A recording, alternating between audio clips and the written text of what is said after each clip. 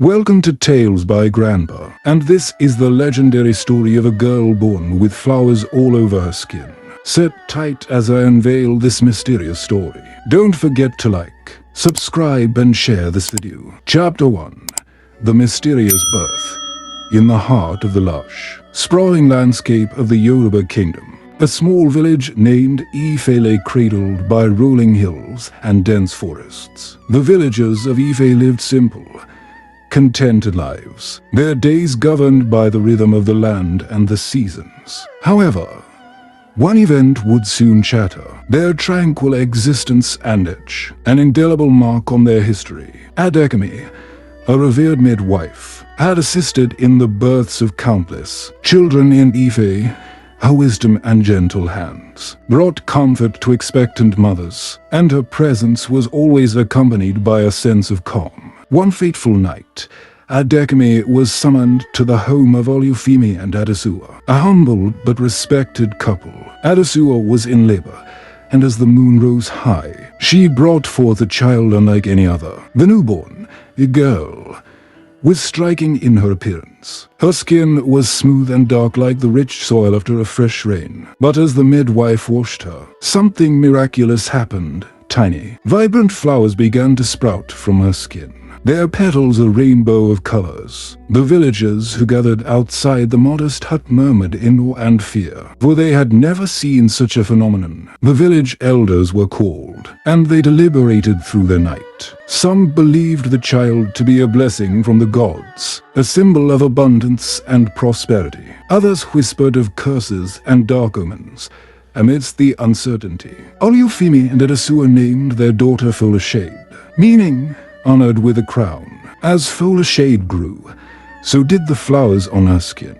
They were not constant, but appeared in times of strong emotion, joy, sadness, fear.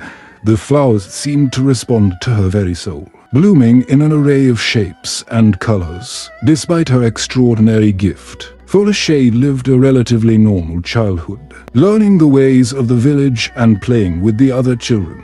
However, not everyone viewed her gift with kind eyes. A young boy with a cunning mind and an ambitious spirit harbored a deep envy of Folashade's uniqueness. He would often taunt her, calling her names and trying to pluck the flowers from her skin. Folashade, though hurt by his actions, always maintained her dignity and kindness, for she was wise beyond her years. One day, during the annual Yam festival, a grand celebration filled with music, dance, and feasting, the village witnessed something extraordinary. As Folashade danced with the other children, her skin erupted in a burst of flowers, creating a mesmerizing spectacle. The elders, moved by the beauty and symbolism, declared her the festival queen.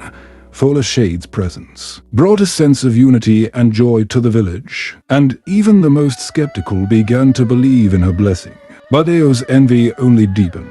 He could not bear the sight of Folashade's adoration and the flowers that seemed to mock his own ordinariness. That night, as the villagers slept, Eo crept into the forest, seeking the counsel of the old witch, Ioren, known for her dark magic and mysterious knowledge. Ioren, he whispered, his voice trembling with a mix of fear and desperation. I seek your help. Folashade's flowers are a curse upon me. I need a way to rid her of them. The old witch, with a wrinkled face and piercing eyes, looked deep into Eo's soul. She saw his envy and his ambition. With a wicked smile, she handed him a small vial filled with a dark, thick liquid. Pour this over her flowers, she instructed. It will take away her gift. But beware, young one, for the path you choose may lead to unforeseen consequences. Eo's heart raced as he took the vial, the weight of his decision heavy upon him. Little did he know, the choice he made that night would set in motion a series of events that would change the fate of the village forever. Chapter 2.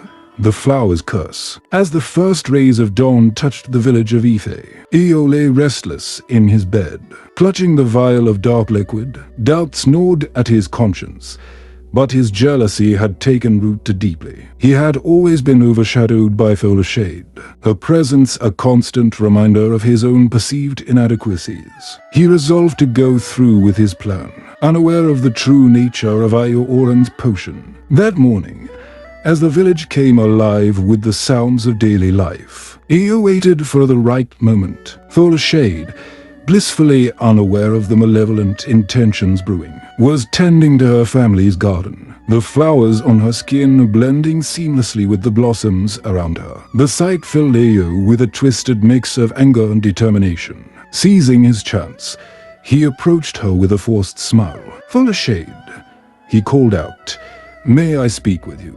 I want to apologize for all the times I was unkind." Folashade's face lit up with a forgiving smile. "Of course, Io.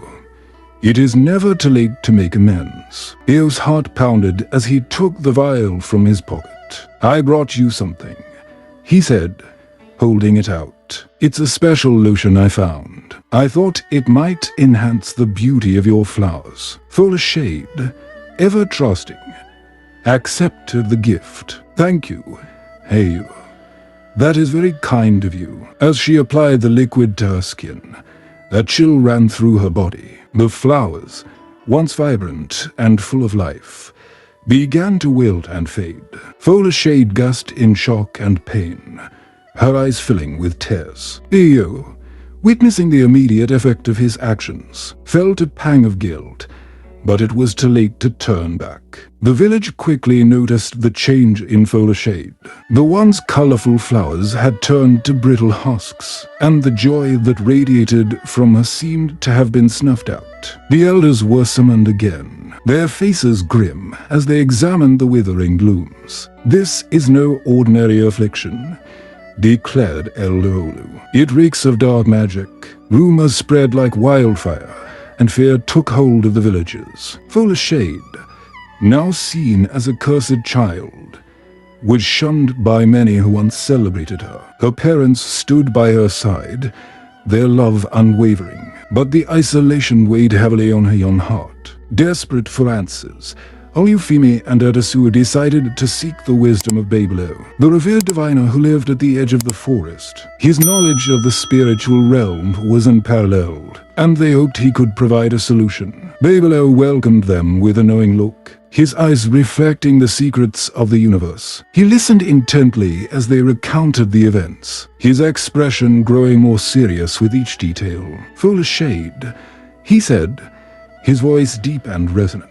"Your gift was a rare blessing from the gods, a sign of their favor. The flowers on your skin were not just for beauty, but for healing and harmony. Someone has tampered with this divine gift, and the balance has been disturbed. Can it be undone?" Adesua asked, her voice trembling with hope and fear. Babelo closed his eyes, communing with the spirits. After a long silence, he spoke again. "To restore what has been lost, you must undertake a perilous journey to the sacred grove of Osun, the goddess of love and fertility. There, you will find the golden hibiscus, a flower with the power to reverse any curse. But beware, for the path is fraught with dangers, and the guardians of the grove do not welcome intruders lightly." Determined to save their daughter, Olufemi and Adesua prepared for the journey. Folashade, despite her weakened state, insisted on joining them.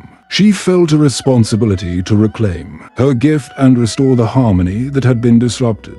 As they set off, the villagers watched with a mixture of pity and skepticism. Io, hidden in the shadows, felt a growing dread.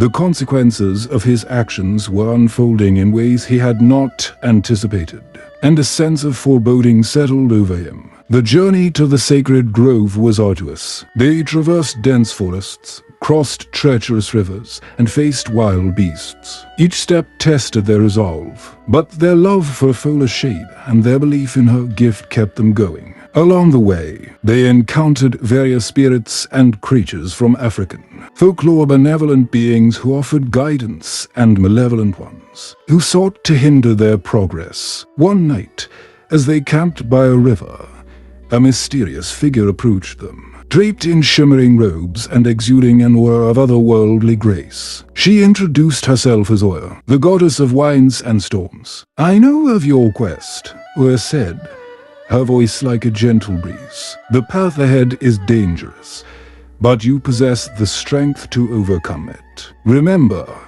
true power lies not in the flowers but in the spirit that nurtures them." With renewed determination, they continued their journey. Each challenge they faced seemed insurmountable, but they drew strength from their love and unity. Fola Shade, despite her affliction, proved to be a source of inspiration, her resilience and courage shining through. Finally, after what felt like an eternity, they reached the sacred grove of Osun. The air was thick with magic, and the grove shimmered with an ethereal light. At its heart, surrounded by a protective barrier, stood the golden hibiscus, its petals glowing with an inner radiance. As they approached, the guardians of the grove appeared majestic. Chapter 3: The Trials of Osun. The guardians of the grove were majestic beings, half human, half animal, their forms shifting and blending seamlessly with the environment. Their eyes glowed with an ancient wisdom, and their presence exuded both grace and danger. They stood between the family and the golden hibiscus, their expressions unreadable. "You seek the golden hibiscus," the lead guardian intoned, its voice resonating like the echo of a distant storm. "But such a treasure is not given freely. You must prove your worth and the purity of your intentions." Fola Shade stepped forward, her voice steady despite her weariness. "We seek to restore what has been lost, to heal and bring harmony back to our village. The flowers on my skin were a blessing, and they were taken from me by dark magic. Please, allow us to make things right." The guardians exchanged glances, their forms shimmering in the dappled light of the grove. Finally, the lead guardian spoke again. "Very well, you must each face a trial that will test your courage, wisdom, and heart. Only if you succeed will the golden hibiscus be yours." The first trial was given to Olufemi. He was led to a clearing where a massive serpent coiled around a stone pedestal. Its eyes were cold and calculating, and it hissed menacingly as he approached. The task was to retrieve a jewel from the pedestal without waking the serpent. Olufemi, a hunter by trade, drew on his skills and experience. He moved with the stealth of a stalking leopard, his steps silent and deliberate. Sweat dripped from his brow as he reached for the jewel, his fingers brushing the cool stone. With a swift, decisive movement, he snatched the jewel and retreated just as the serpent stirred, its eyes snapping open. But Olufemi was already out of reach, the jewel clutched tightly in his hand.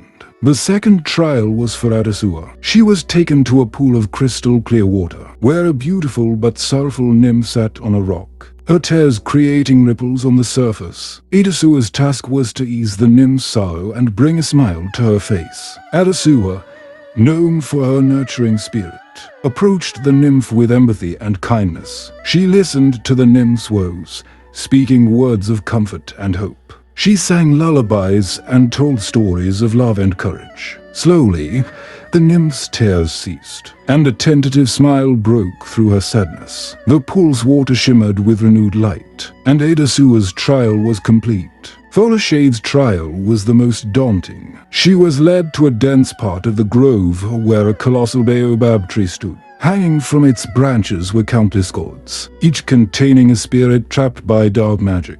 Her task was to free the spirits without breaking the gourds. Despite her fatigue, Fola Shade approached the tree with determination. She could feel the despair of the trapped spirits, their whispers tugging at her heart. Remembering Oya's words, she focused not on the flowers but on the strength of her spirit. She touched the gourds gently, singing a song of liberation taught to her by her mother. One by one, the gourds glowed and then disintegrated, releasing the spirits into the air. Their grateful murmurs filled the grove, and Fola Shade felt a surge of inner strength. The guardians, witnessing their success, bowed in respect. "You have proven your worth. the lead guardian said, "The golden hibiscus is yours." With reverence, Folashade approached the flower, its golden petals radiating warmth and light. She gently plucked it from the ground, feeling its power resonate through her. The family thanked the guardians and began their journey back to Ife, the precious flower in their possession. As they traveled, the golden hibiscus's magic began to work. The flowers on Folashade's skin started to revive, blooming with renewed vigor and color. Her strength returned, and with it, a sense of hope and joy. However, Eo's envy had not gone unnoticed by the spirits. Io Oren, the old witch who had given him the potion, watched from her dark lair. She knew the family's quest had succeeded, and sensed the disturbance it caused in the balance of her magic. Enraged and fearful of the repercussions, she devised a final, desperate plan to reclaim her power. When the family arrived at the outskirts of Ife, they found the village in turmoil. A dark cloud hung over the huts, and the villagers were in a state of panic. Eo, consumed by guilt and fear, had confessed his deeds, and the villagers were divided on how to deal with him. Elder Ulu, his face stern but fair, approached the family. "You have returned with the golden hibiscus, but the village is under a dark curse, and Eo's actions have brought great misfortune upon us." Folashade, holding the glowing flower, stepped forward. "We will heal the village, just as we have healed the flowers on my skin.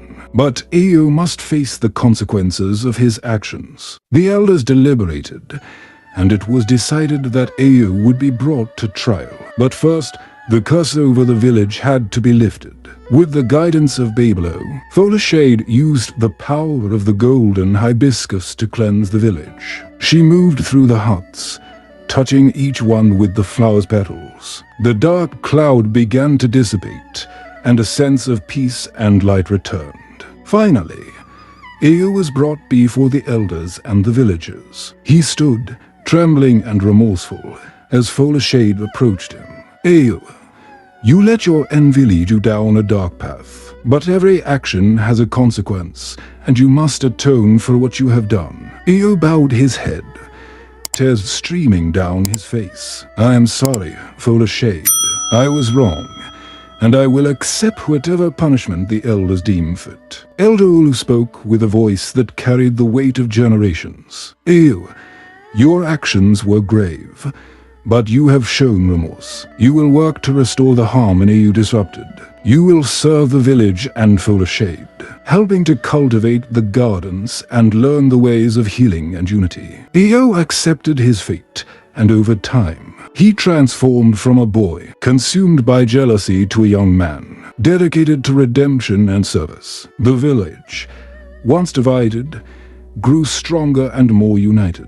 Folashade's flowers became a symbol of resilience and the enduring power of the human spirit. Her story spread beyond Ife, reaching distant lands and inspiring countless others. The woman who grew flowers from her skin had not only restored her own gift, but had also brought healing and harmony to her people. Chapter 4: Legacy of the Blossoming Spirit. Years passed, and Folashade grew into a wise and compassionate leader of Ife. The flowers on her skin were more than a gift. They were a testament to her journey, resilience, and the strength of her spirit. She became known far and wide, not just for the beauty of her flowers, but for the wisdom and kindness she imparted to all who met her. The village of Ife thrived under her guidance. The fields were lush and fertile, the rivers flowed with crystal clear water, and the people lived in harmony with nature and each other. The lessons learned from the trials and the subsequent healing had forged a community that valued unity and the delicate balance of life. Eo, now a man, had fully redeemed himself in the eyes of the village. He had become a skilled gardener and healer, working alongside Folashade to cultivate the gardens that provided food and medicine for the villagers. His transformation was a living reminder of the power of forgiveness and the possibility of redemption. One day, a group of travelers arrived in Ife, seeking an audience with Folashade. They came from a distant land plagued by drought and famine. Having heard of the woman with the flowers on her skin who could bring life and abundance, they knelt before her, their faces etched with desperation and hope. "Please," their leader implored, "our land is dying, and our people are suffering. We have heard of your gift and the miracles you have performed. Will you help us?" Folashade looked at the travelers, her heart heavy with empathy. She knew the pain of loss and the struggle to restore what was broken. She also understood the responsibility that came with her gift. "Stand," she said gently. "I will come with you and do what I can to help your people." Io and a group of villagers volunteered to accompany her on the journey. They gathered supplies and set off, following the travelers to their distant homeland. As they traveled, Folashade shared stories of her own trials and the lessons she had learned, inspiring hope and resilience in the hearts of her companions. When they arrived at the desolate land, the sight was heart-wrenching. The fields were barren, the rivers dry, and the people weak with hunger and thirst. Folashade and her companions set to work immediately. They planted seeds infused with the magic of the golden hibiscus and tended to the soil with care and reverence. Folashade spent hours each day in meditation and prayer, communing with the spirits of the land. She called upon the blessings of Osun and the wisdom of Oya, seeking guidance and strength. Slowly, the land began to respond. The first shoots of green appeared, and the rivers showed signs of life. The villagers of the stricken land watched in awe as the flowers on Folashade's skin bloomed more vibrantly than ever before. They understood that her gift was not just in the flowers but in her unwavering spirit and the love she poured. That is THR end of the legendary story of the girl born with flowers all over her skin. If you enjoyed the story, subscribe, like, and also drop your comment on the comment section. And don't forget to join us on our Telegram channel for more updates.